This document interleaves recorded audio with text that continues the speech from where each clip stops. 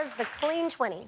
So the Clean 20 basically is a layman's way of being able to eat clean. People hear clean eating, they think it's going to be expensive, it's going to be difficult, food's not going to taste well. What is, just explain what clean eating is. Yes, clean eating means eating foods that are less processed. So eating foods that are closer to how they come out of the ground or off the tree. Real food. Yeah, real foods, that's right. Cutting off all the middle manufacturing, processing, adding synthetic ingredients, preservatives, dyes, you name it, artificial sweeteners. And so what I want to do is create a program that the average person can follow, not break the bank, and that the whole family can enjoy. So the Clean 20 says 20 foods. There's a list of 20 foods, but you can really have more than 20 foods if you want, as long as they come from this list. And it's a flexible program because you get to choose your list based on this long list of foods that are potential candidates.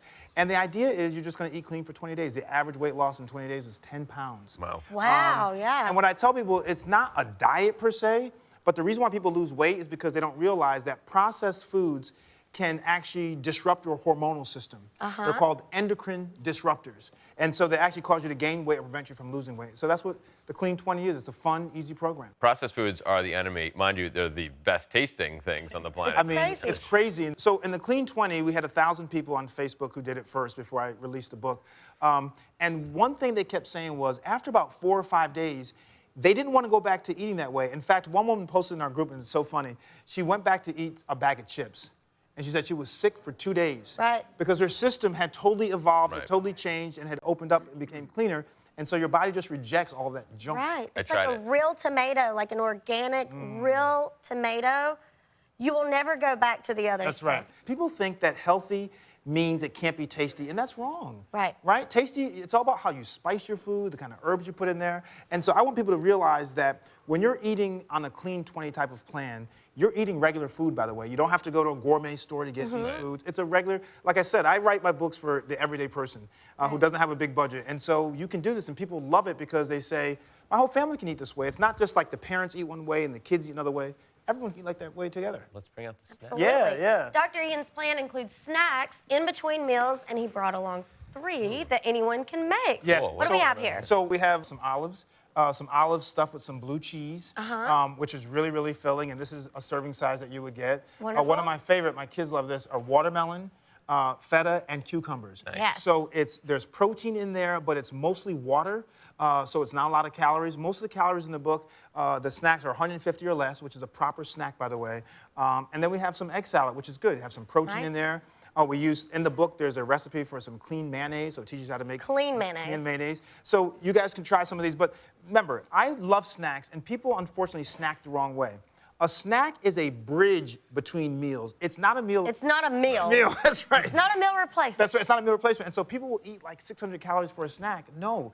And so in the book, I give you snacks that have protein, fiber, and it makes you feel full longer. And that's really the key. And also crunch, by the way. Studies have shown, we're not sure why, but studies have shown that crunch is an appetite suppressant. So if you're looking for a snack that will keep the hunger pangs away, go for things like carrots, celery, dip it in some red pepper hummus or some organic nut butter. Those kind of things will keep you full a lot longer. Right. I think price is a deterrent for people too, because they go to the grocery That's store. good, by the way. I love that. And they want to eat clean, they want to eat healthy, they want to eat organic, but you know, when you go organic, you jack up the price $1 or $2, so it's a lot. So you get chicken that's like level 3 chicken, like the chicken had a house in Boca Raton before they killed it. But it's $4 more than the other chicken that was in a cage somewhere. You know, it's like awful, but it's the truth. Can I just say you're very funny, by the way? Thank you, yeah. I've never laughed so much on the show, but you're funny. Thank But listen, you. I got to say this. Organic, everything does not need to be organic, by the way. We've gotten to this craze about organic. Yes, organic is more expensive because of how it's farmed. But really, it's the dirty dozen. Things you are not going to be eating the skin of does not need to be organic. Okay, so if you're eating the skin of apples, cucumbers, watermelon doesn't need to be organic because guess what? You don't eat the skin of a watermelon. Interesting. Right. Or an orange, or a banana. But as far as the meats and the fish, it's not about being organic, it's about being hormone-free, preservative-free, antibiotic-free, all these kind of things. You want to eat those as clean as possible. You know, it's so important, the foods that you put in your body, even though it's an investment, which you should invest in your body, your health, it saves you money down the road with health. Right. With your bills, medical bills. Yeah.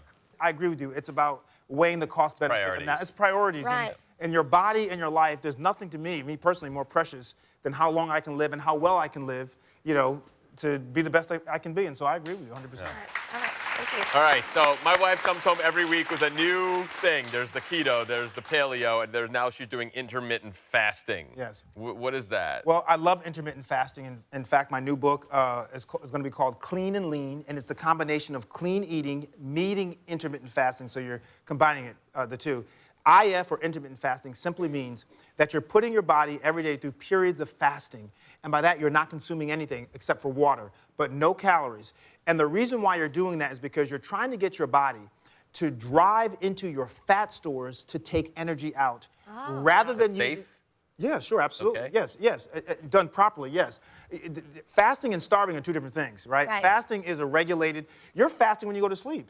You're not eating anything, so that's really fasting too. But the idea behind intermittent fasting is you want your body to drive into your fat stores, use the fat for energy, rather than using the sugar or the recent calories you just consumed. And that's why it's so effective. So you're really going into your fat stores, so people lose weight, they look different, and they feel better. Now, the key, however, is during your feeding period. So there's a feeding period.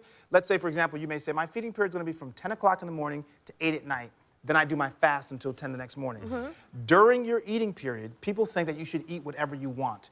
And that is not the case. You still have to be mindful of portions, of calories, of eating cleaner foods, and you want to make sure you distribute those calories throughout the day, because you are going to be fasting, and you make sure you have enough energy in there to withstand the fast. Cool. Good for your digestive, too. Kind of give it a break. Sometimes our digestive systems are overworked, and we really, not just our digestive systems, but our liver.